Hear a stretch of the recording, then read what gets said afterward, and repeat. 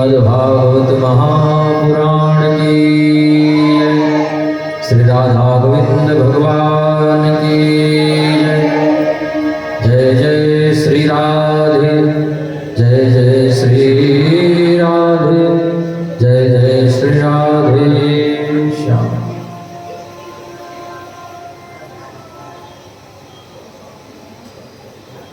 अभी हम सभी लोग मिलकर के बड़े भाव से प्रेम से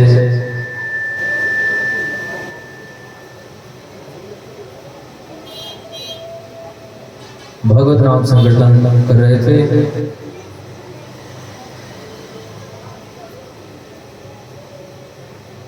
आइए हम सभी लोग कथा में प्रवेश करते हैं।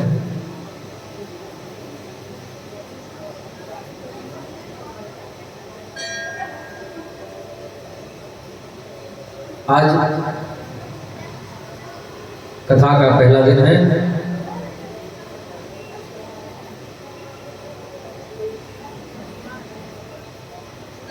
तो प्रथम दिवस कथा का महात्मा गाया जाता है।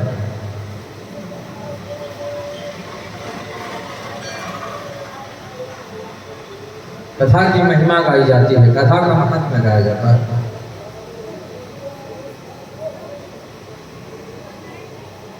और कोई प्रोग्राम है तो करवाइए। 2 मिनट हम लोग थोड़ा कुछ कार्यक्रम है उसका आनंद लेंगे, फिर कथा में प्रवेश करेंगे।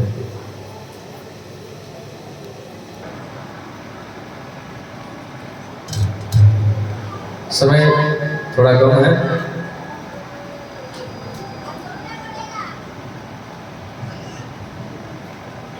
और हमने देखा न्यूज में कि सुबह में बहुत सुंदर कलश यात्रा निकाली गई थी। आप सभी माताओं बहनों द्वारा भाई लोग भी इसमें भाग लिए थे, बहुत आनंद आया। तो हम सभी लोग बड़े धूमधाम से कलश यात्रा प्रारंभ करेंगे, जिसमें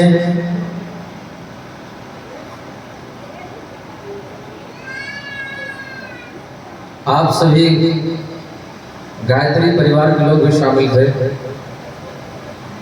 पूरे शहर बाजार के लोग भी शामिल थे। बहुत आनंद आया।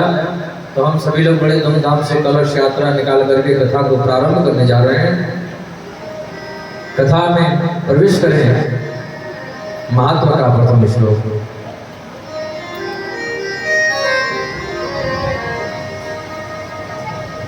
सच्चिदानंद रूपाय विश्वोत्पत्त्यादि हेतवे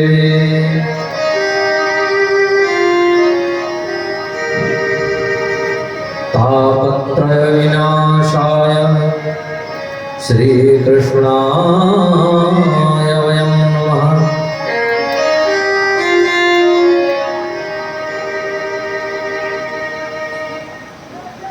महात्मा का प्रथम श्लोक सच्चिदानंद रूपाय।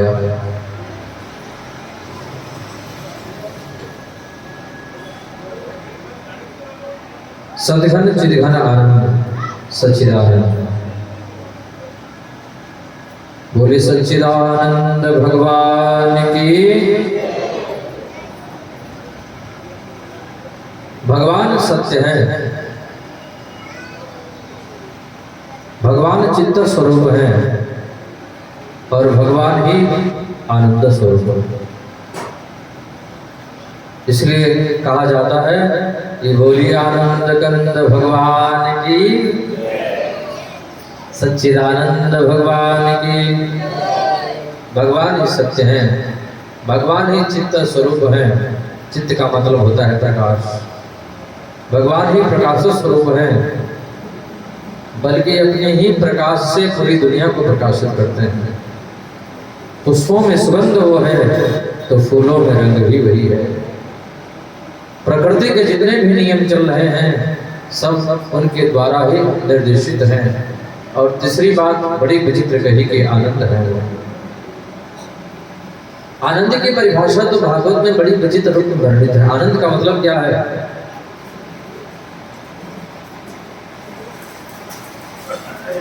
एयर कंडीशन कमरे में सोए, सवेरे जगे, मुझे कैसा लगा? बोले बहुत आनंद आया। ये आनंद की परिभाषा नहीं है। 56 प्रकार के भोजन पाए, मुझे कैसा लगा? बोले बहुत आनंद आया। ये आनंद की परिभाषा नहीं है। सुविधाओं से युक्त जीवन हमने जी लिया, उससे सुख मिल सकता है लेकिन आनंद नहीं।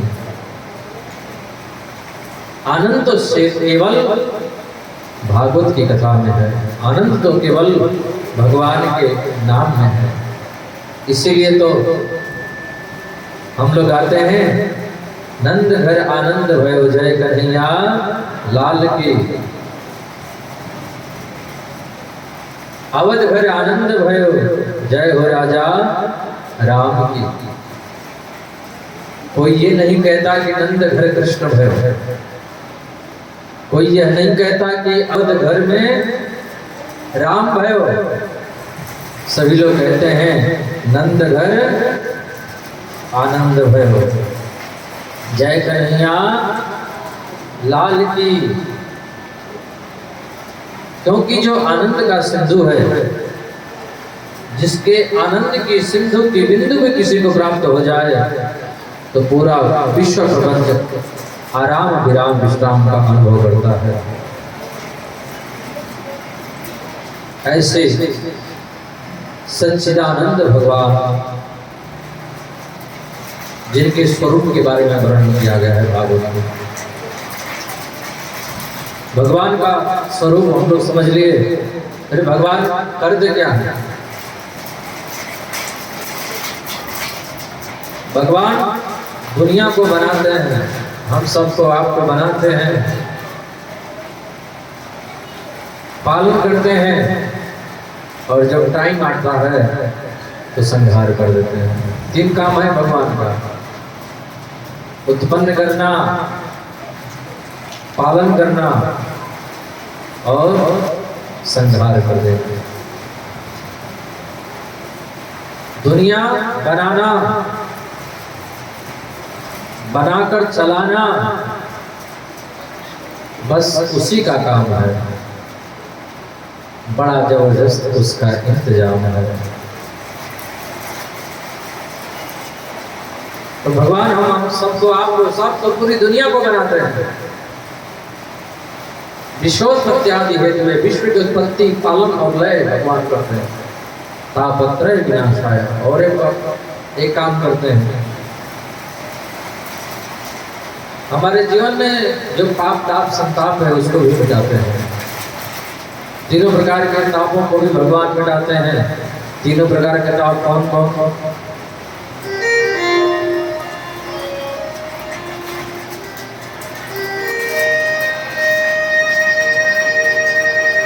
दैविक भौतिक तापा, दैविक भौतिक तापा, राम राज काहुँ नहीं व्यापा। तीनों प्रकार के तापों को मिटाते हैं। तापत्रय विनाशाय श्री कृष्णाय वयम नमः। ऐसे भगवान श्री कृष्ण को वयम नमः, मैंने एक नहीं, 2 नहीं, हम सभी लोग मिलकर के प्रणाम करते हैं। बोले सच्चिदानंद भगवान की। दूसरे श्लोक में, दूसरे मंत्र में भगवान सुखदेव को वर्णन किया गया है। बोले सुखदेव भगवान की। यम प्रव्रजन्तु मनवे तमवेद कृत्यं, द्वैपायनं विरहकातरया जुहावा। पुत्रेति तन्मयतया तरो विनेदोस्तं सर्वभूतहृदयं मुनिमानतोऽस्मि। भगवान सुखदेव 12 वर्षों तक जिन्होंने मात्र गर्भ में वास किया, जो जन्म से ही सन्यासी हैं, मुंडन तो तब कराना पड़ता है जहां पर केस आ जाए। संस्कारों की जरूरत वहां पर पड़ती है जहां पर संस्कारों का अभाव है। जो त्रिगुणातीत है, सतोगुण, रजोगुण, तमोगुण तीनों से परे हैं, जो जन्म से सन्यासी है, मुंडन तो तब कराना पड़ता है जहां पर केस आ जाए। संस्कारों की जरूरत तो वहां पर पड़ती है जहां पर संस्कारों का अभाव है। दिव्य वक्षस्थल है जो दिगंबर है, दिगंबर भक्त विकीर्ण केशम। भगवान शुक्राचार्य आगे आगे जा रहे हैं। महर्षि वेद व्यास जिसको लौटाने का सतत प्रयास कर रहे हैं। व्यास जी जब पीछे पीछे पुत्र पुत्र कह करके बोलते हुए जा रहे थे तो वृक्ष हो रही, तो वृक्षों ने कहा, व्यास जी आप किसको पुत्र कहते हो? इतनी बार ये आपका पुत्र बन चुका, आप इसके पुत्र बन चुके, यही तो संसार की माया है। बोलो राधे राधे। इतनी बार पिता पुत्र बन चुके, पुत्र पिता बन चुका है। ये कितनी बार ऐसा हो चुका है, कई बार ऐसा हो गया है। कौन किसका पुत्र, कौन किसका बेटा? ना हम किसी के ना कोई हमारा, हम हैं श्री भगवान के, मेरे श्री भगवान।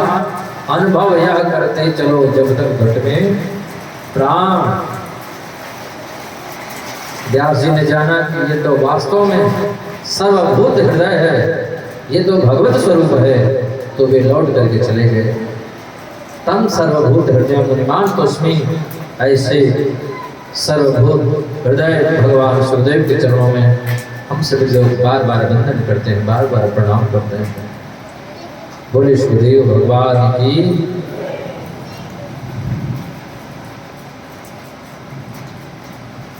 राधा गोविंद मंदिर प्रांगण में हम सभी लोग भागवत कथा रस सुधापान करने के लिए बैठे हुए हैं। ठीक इसी प्रकार नैमिषारण्य में 88,000 संत जन विराजमान हैं। और ऋषियों की मंडली के मध्य में बीच में आदरणीय एक युवा संत पधारे जिनको सूर्य जी कहते हैं। बोले सूर्य भगवान की। 88,000 ऋषियों के बीच में जैसे ही सूर्य जी महाराज पधारे, वे 88,000 संत जन खड़े हो गए। सूर्य जी को दंडवत करने लगे, प्रणाम करने लगे, वंदन करने लगे। सूर्य जी ने कहा, आप लोग उम्र में बहुत बड़े हैं,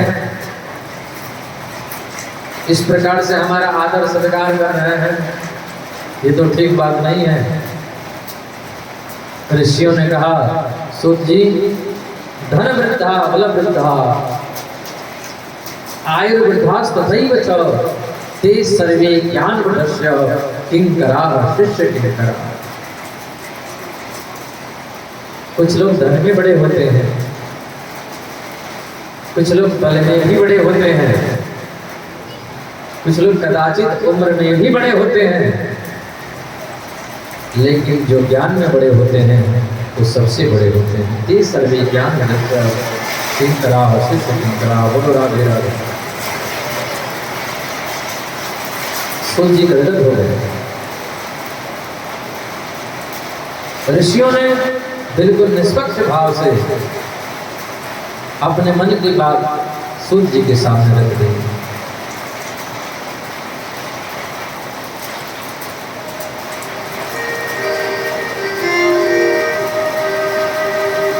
धन वृद्धा बल वृद्धा आयुर्वृद्धा तथैव च ते सर्वे ज्ञानवृद्धस्य किंकरा शिष्य किंकरा।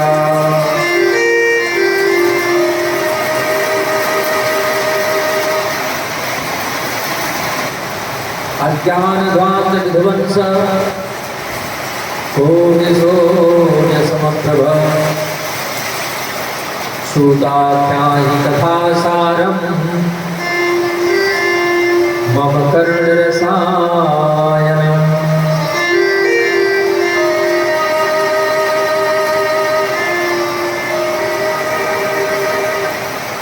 मानव के हृदय में, मनुष्य के भीतर जो अज्ञान रूपी अंधकार बैठा हुआ है, उस अज्ञान रूपी अंधकार को दूर करने के लिए सूर्य जी कोटि सूर्य समप्रभ, आप करोड़ों करोड़ों सूर्य के समान हैं।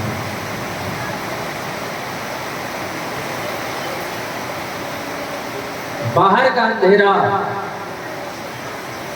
ये बल्ब के माध्यम से दूर होता है, लेकिन भीतर का जो अंधेरा है ये तो ज्ञान के प्रकाश से ही दूर होता है। सुन जी,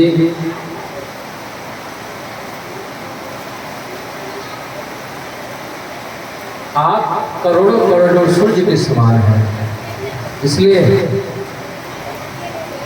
हमें ऐसी कोई कथा सुनाइए जो कानों को अमृत रस सुधा का काम करे। बोलो राधे राधे।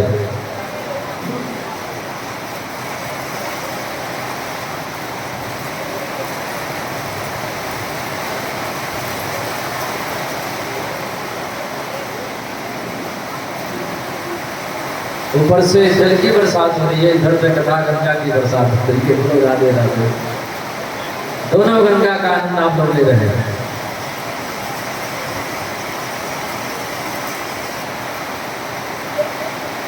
स्वामी रामकृष्ण जी महाराज कहा करते थे,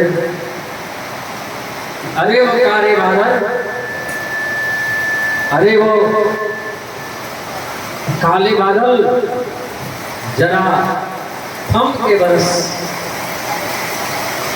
अरे वो काले बादल जरा थम के बरस कि वो आ सके। अरे वो काले बादल जरा थम के बरस की वो आ सके, और जब वो आ जाए तो इतने जम के बरस की वो जा ना सके।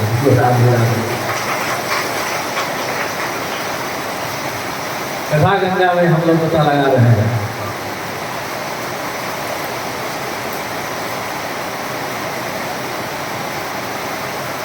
अरे वो काले बादल जरा हम के बरस कि आप लोग कथा सुनने आ सके, और आ जाए इतने जम के बरस की ना जा सके।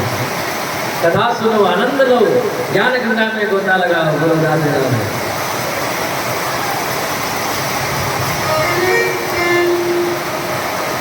गोविंद मेरो है, गोपाल मेरो है, गोविंद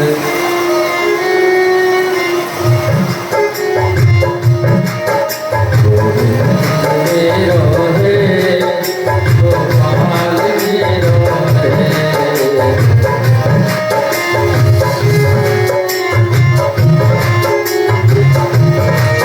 श्री बांके बिहारी नंदलाल मेरो है।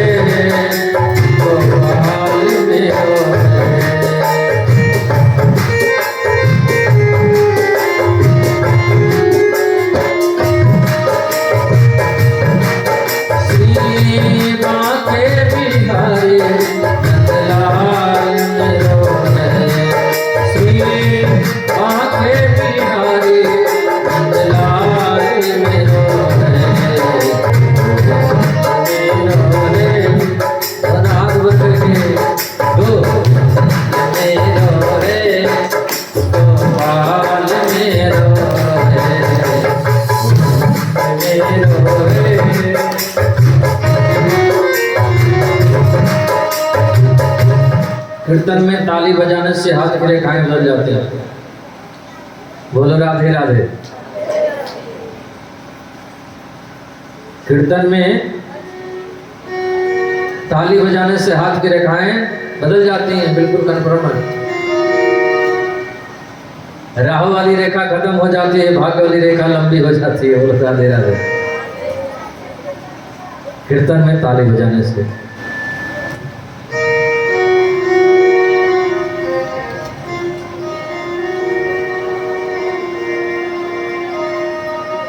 अज्ञानध्वांत विध्वंसः।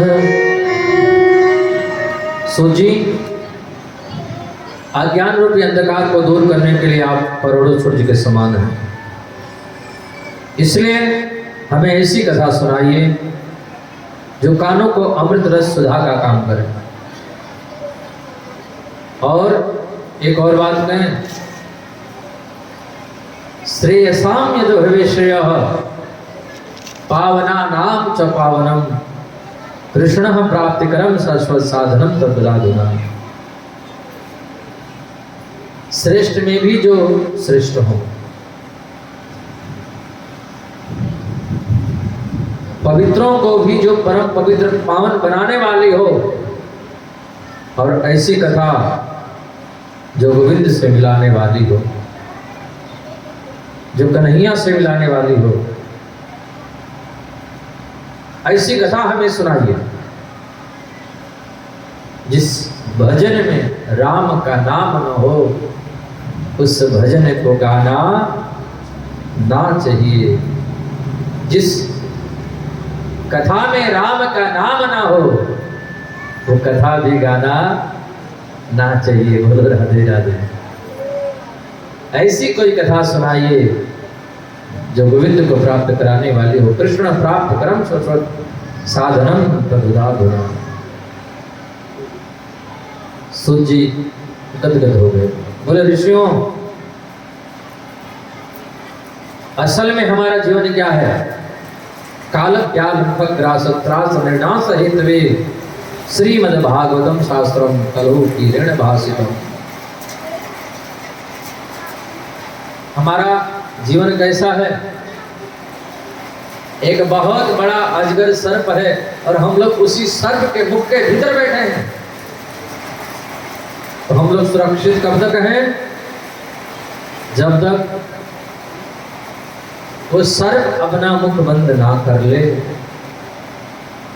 जैसे ही वो सर्प अपना मुख बंद कर लेता है, इधर हम लोगों का राम नाम सत्य हो जाता है। बोलो राधे राधे।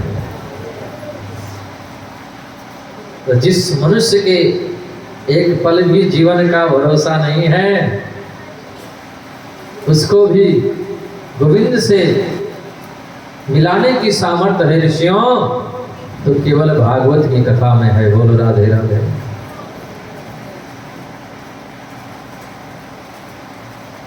इसलिए इस कथा को ज्ञान यज्ञ का नाम मिला है, और किसी कथा को ज्ञान यज्ञ का नाम नहीं मिला है। इसको कहा जाता है श्रीमद् भागवत कथा ज्ञान यज्ञ। ये ज्ञान यज्ञ है। और ऋषियों, बड़ी दुर्लभ कथा है। यह कथा देवताओं को भी सुनने को नहीं मिलती है। जो कथा हम लोग श्रवण कर रहे हैं, ये देवों को भी दुर्लभ है।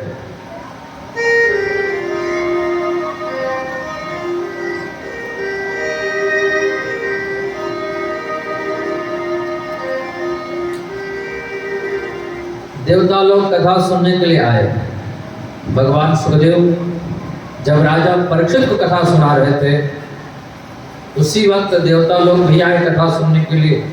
और देवताओं ने कहा, ये स्वर्ग का अमृत आप परीक्षित को पिला दीजिए, और भागवत कथा रूपी अमृत हमको पिला दीजिए।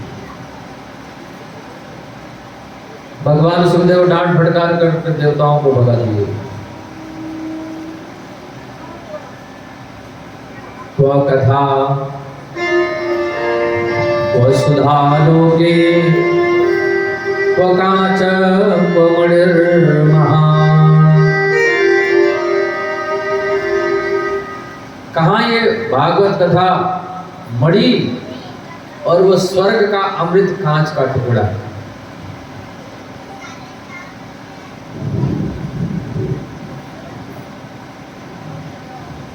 स्वर्ग का अमृत क्या करता है?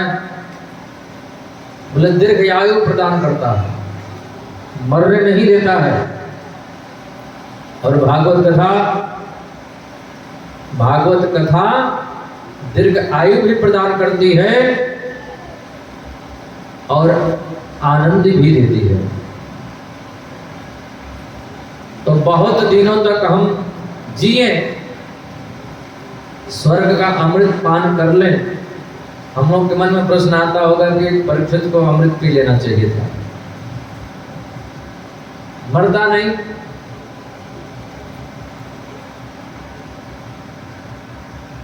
तो स्वर्ग के अमृत पान करने से आयु तो लंबी हो सकती है, लेकिन व्यक्ति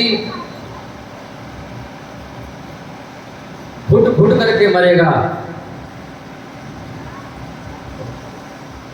रोगी हो जाएगा, दुखी हो जाएगा, उसको तकलीफ होगा, कष्ट होगा। तो दुख में, कष्ट में, तकलीफ में ज्यादा दिन जीना ठीक है कि थोड़े ही दिन जिए और आनंद से जिए, वो बढ़िया है। जितने दिन हम जिए आनंद से जिए, सुखी रहें, आनंद रहें, और लंबा जिए 200-400 साल और मर मर के जिए, वो जीना कोई जीना है?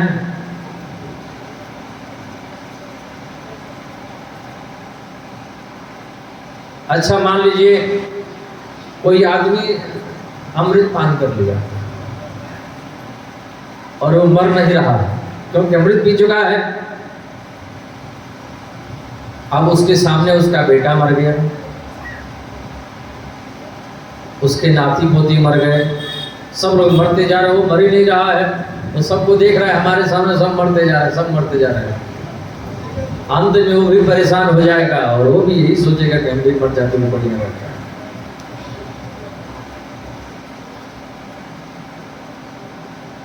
जितने दिन हम जिए आनंद से जिए। भगवान सुखदेव स्वर्ग का अमृत लौटा दिए। देवता लोग जाकर के ब्रह्मा जी से शिकायत करें। ब्रह्मा जी से कहा, ब्रह्मा जी ने कहा अच्छा देखते हैं कि भागवत कथा में ऐसा क्या है, इसमें ऐसा क्या भरा है जो भगवान सुखदेव स्वर्ग के अमृत को भी ठुकरा दिए। 7वें दिन राजा परीक्षित विमान में बैठ करके जब जाने लगे, ब्रह्मा जी ने पूछा ये कौन जा रहा है? देवताओं ने कहा भगवान सुखदेव राजा परीक्षित को 7 दिन भागवत कथा सुनाए हैं, ये तो विमान में बैठ करके वैकुंठ धाम को जा रहे हैं। देवताओं ने कहा ब्रह्मा जी ने कहा हम तोलेंगे। तो ब्रह्मा जी ने तोला, भागवत का पढ़ना नीचे हो गया, समस्त संसाधनों का पढ़ना ऊपर हो गया। बोलो राधे राधे।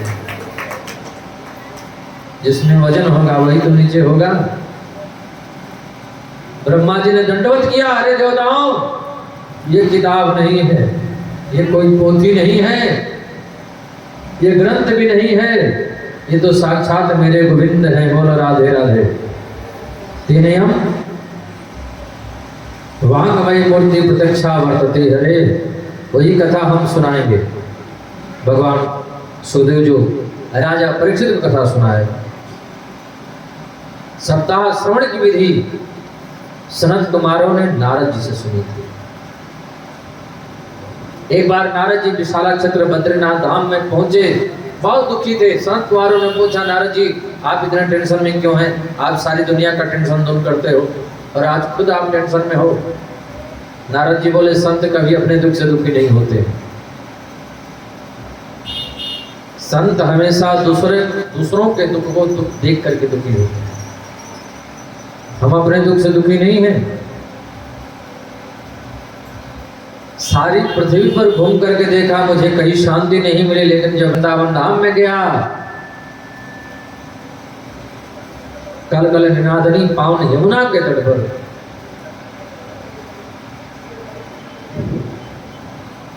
एक जवान युवती रो रही थी। मैंने पूछा, देवी आपके रोने का कारण क्या है, आपका नाम क्या है, पहले अपना परिचय बताइए और फिर अपने दुख का कारण बताइए।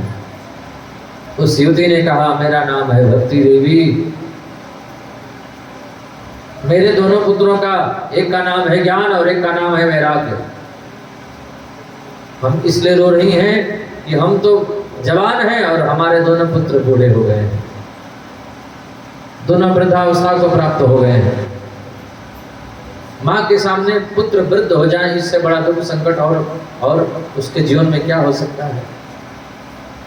नारद जी बोले, मैंने वेद का पाठ किया, वेदांत का पाठ किया, गीता पाठ और गीता सुनाया। तब आकाशवाणी हुई, सत्कर्म करो। नारद जी कहते हैं सनत कुमारों से, अब यही हम जानना चाहते हैं कि सत्कर्म किसको कहते हैं। सनत कुमारों ने कहा, सत्कर्म सोच को नूनम ज्ञान यज्ञ स्मृतो बुधे श्रीमद्भागवतालाप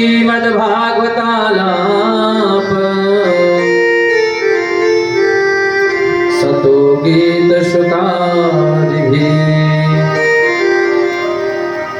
जिस सत्कर्म के लिए आपसे कहा गया है राजन, वो सत्कर्म श्रीमद्भागवत महापुराण की कथा है। बोलो राधे राधे, बोले श्रीमद्भागवत महापुराण की।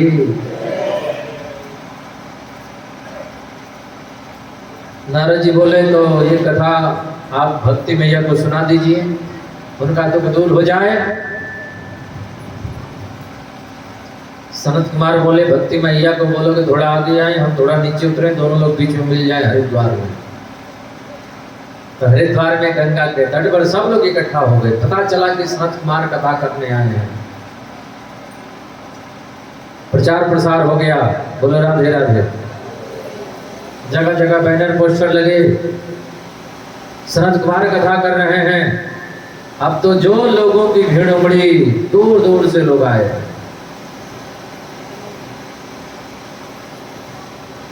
यहाँ तक कि चारों वेद, 6 शास्त्र, समस्त इतिहास, पुराण, वेद की ऋचाएं मूर्तिमान संत बन करके आए कथा सुनने के लिए। कथा की महिमा का गान किया। काशी वास करने से, गंगा स्नान करने से, जीवन पर्यंत तीर्थों में रहने से जो पुण्य मिलता है, वो पुण्य श्रीमद् भागवत महापुराण की कथा सुनने से मिल जाता है। बोलो राधे राधे। ऐसी कथा ज्ञान गंगा में हम लोग गोता लगाने के लिए आए हैं। जब भगवान कृपा करते हैं तभी हम लोगों को सत्संग मिलता है, तभी भागवत कथा मिलती है, ऐसे नहीं मिलती है। आज निश्चित आप सभी लोगों पर भगवान द्रवीभूत हुए हैं। भगवान निश्चित रूप से आज करुणा की है, इतने दिनों में आज करुणा किए हैं।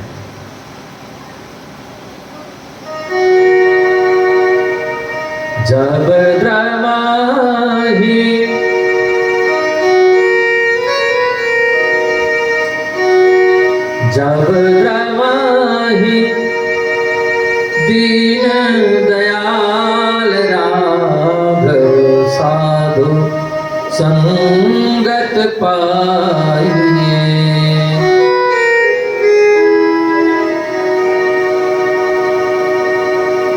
जब भगवान द्रवीभूत होते हैं तभी हम सभी लोगों को साधु संगत मिलता है, तभी हम सभी लोगों को सत्संग प्राप्त होता है। बिनु हरि कृपा मिल ही नहीं संता, अब मोहि भाव भरोस हनुमंता। तो भगवान की कृपा से ये सत्संग मिलता है। काशी वास करने से जो पुण्य मिलता है, वो पुण्य भागवत कथा श्रवण करने से मिल जाता है।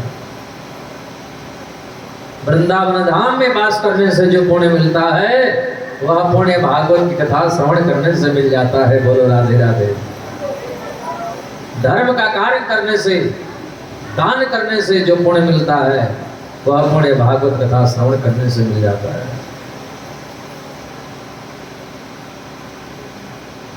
नारद जी बोले, कोई पापी भी कथा सुन करके मुक्त हो सकता है क्या? सनत कुमार बोले, पापी नहीं, पाप करके मर जाए और भूत प्रेत बन जाए वह भी मुक्त हो सकता है। बोलो राधे राधे। ऐसी कोई कथा है? बोले हाँ। तुंगभद्रा नदी के किनारे आत्मदेव नामक ब्राह्मण रहते थे। पत्नी धुंधली, कोई पुत्र नहीं है, घर में गाय है, बाज है, तुलसी का पौधा सूख जाता है, लगाते हैं। पंडित जी दुखी होकर के जंगल में चले गए, मरना चाहते थे। महात्मा से मुलाकात हुई। महात्मा जी ने कहा, पंडित जी क्यों रो रहे हैं? पंडित जी बोले, मेरे जीवन में कोई पुत्र नहीं है।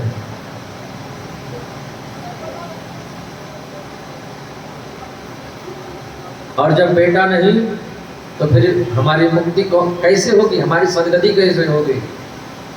महात्मा जी बोले, बेटा बेटी से किसी की मुक्ति नहीं होती है। मुक्ति हरि नाम लेने से होती है। हरे कृष्ण गाने से मुक्ति होती है। हरे राम कहने से मुक्ति होती है। बेटा बेटा कहने से मुक्ति नहीं होती है। बेटा बेटा बोलने से दुर्गति जरूर होती है। बोलो राधे राधे।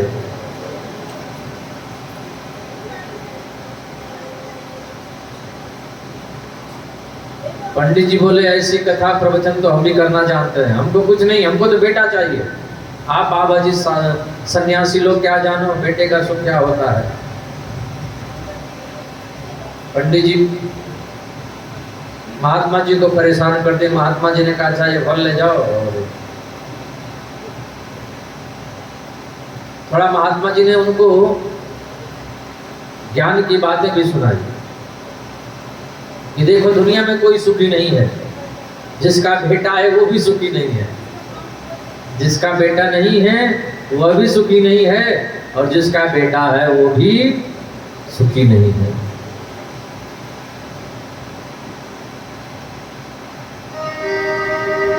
जो धनी है वो भी सुखी नहीं है, और जो निर्धन है वो भी सुखी नहीं है। जो गरीब है वो सोचता है कि जो पैसे वाला है वो सुखी है। दीन कहता है कि धनवान सुखी है।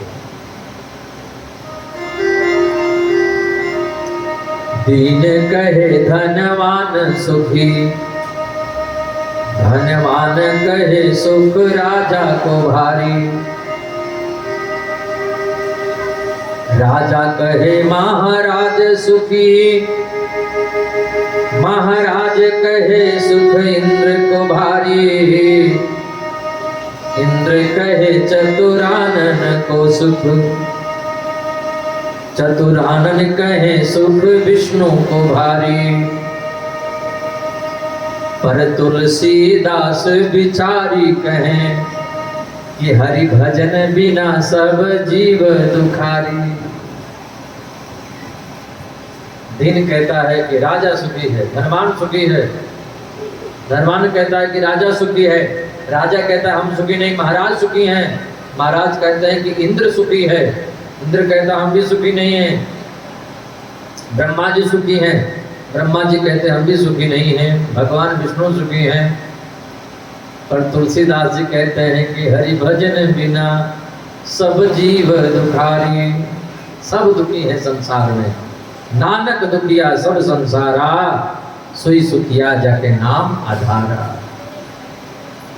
जो एकांत में बैठ करके हरि नाम सुमिरन कर रहा है, जो एकांत में बैठ करके मंदिर परिसर में राधा गोविंद मंदिर में कथा श्रवण कर रहे हैं, वही दुनिया में सुखी हैं, और दुनिया में कोई सुखी नहीं है। बोलो राधे राधे।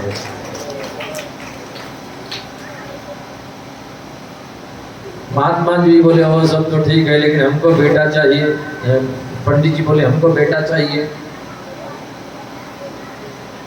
महात्मा जी ने कहा अच्छा ठीक है, ले जाओ ये फल पत्नी को खिला देना।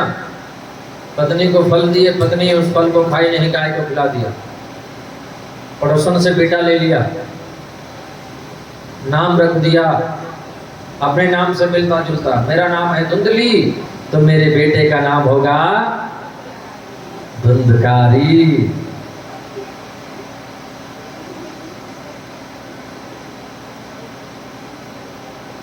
अपना नाम धुंधली, बेटे का नाम रख दिया धुंधकारी। गाय से पुत्र हुआ, उसका नामकरण हुआ, तो उसका नाम रखा गया गोकर्ण। गोकर्णो पंडितो ज्ञानी धुंधकारी महाखल।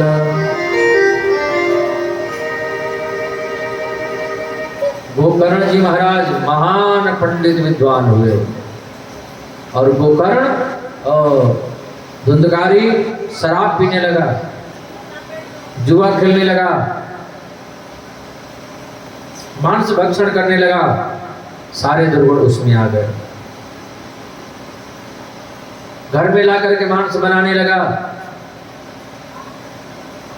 पंडित जी दुखी हो गए। एक दिन विचार करने लगे कि ऐसे पुत्र से तो मैं बिना पुत्र का ही बढ़िया था। बोलो राधे राधे। पंडित जी बैठ करके रो रहे थे। आत्मदेव जी रोने लगे। क्यों? क्योंकि बेटा क्यों है। पहले भी रो रहे थे, क्यों? क्योंकि बेटा नहीं था। पहले भी रो रहे थे जब बेटा नहीं था, और आज भी रो रहे हैं जब बेटा है। आज उस सन्यासी की बातें याद आ गई, महात्मा की बातें याद आ गई। रो रहे हैं। गोकर्ण जी से बोले, बेटा मेरा मार्गदर्शन करो, मुझे उपदेश करो।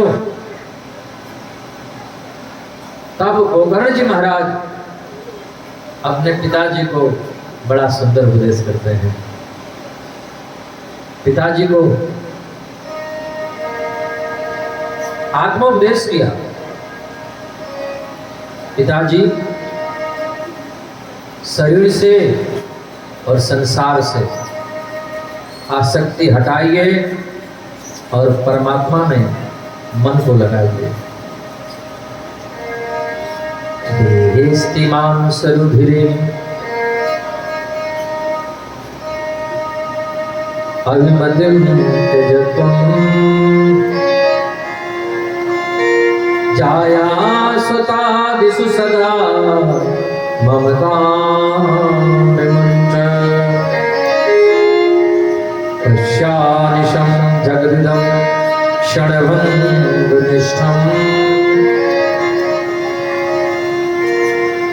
वैराग्यरागरसिको भवभक्तिनिष्ठः।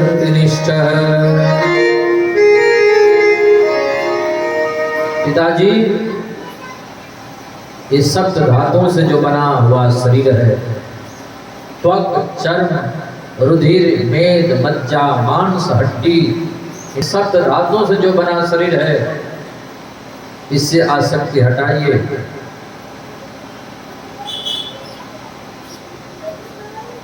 अहमता और ममता, ये दोनों रस्सियां जीव को बांधे हुए संसार में। हम लोग कभी हंसते हैं, कभी रोते हैं। क्यों? कभी कभी तो हम लोग बहुत खुश हो जाते हैं, कभी कभी रोने लगते हैं, कभी कभी गुस्से में आ जाते हैं। इसलिए कि हम लोग दो रस्सियों में बंधे हुए हैं, अहमता और ममता की। अहमता मतलब अपने आप को शरीर मान लेना, यही अहमता है। और दुनिया वालों को अपना मान लेना, यही ममता है।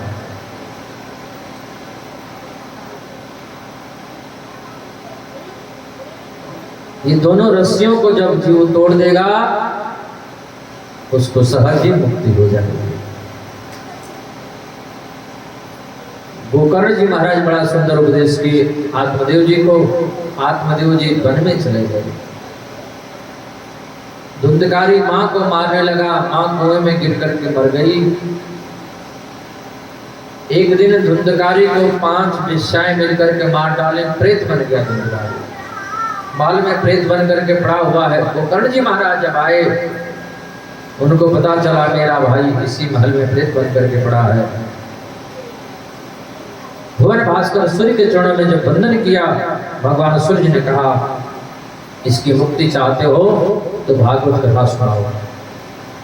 गोकर्ण जी महाराज धुंधकारी को भागवत कथा सुनाए। 7 दिन कथा श्रवण करने के बाद धुंधकारी की मुक्ति हो गई। प्रेत आत्मा, भूत प्रेत भी अगर कथा को सुन ले तो उनकी भी मुक्ति हो जाती है। तो फिर ये जीवित व्यक्ति कथा को सुन ले तो फिर उसकी कौन करेगा? बोलो राधे राधे। ऐसी कथा में हम लोग गोता लगा रहे हैं। कथा का प्रसंग चल ही रहा था। भक्ति महारानी के कष्ट की निवृत्ति हो गई, ज्ञान वैराग्य में वृद्धता का निवारण हो गया। भक्ति महारानी खड़ी हो गई, नाचने लगी, कीर्तन करने लगी और नारद जी से बोले नारद जी मुझे स्नान दे दो। नारद जी ने कहा देवी यहाँ पर जितने भक्त लोग आए हैं सभी भक्तों के हृदय में जाकर के विराजमान हो जाओ, क्योंकि जब भक्ति महारानी हृदय में बैठ जाएगी तो भगवान को बुलाना नहीं पड़ेगा, भगवान अपने आप हमारे हृदय में आ जाएंगे। बोलो राधे राधे। जहाँ पर भक्ति बैठ जाती है वहां पर भगवान दौड़े चले आते हैं। जहाँ पर देवियां आ जाती हैं वहां पर देवता लोग अपने आप आ जाते हैं। जहाँ पर हमारी माताएं बहनें रहेंगी, जहाँ पर पत्नी रहेगी, पति अपने आप खोजते हुए आ जाएंगे जब विलंब हो जाएगा। तो बोलो राधे राधे। तो भगवान है पति और भक्ति है पत्नी।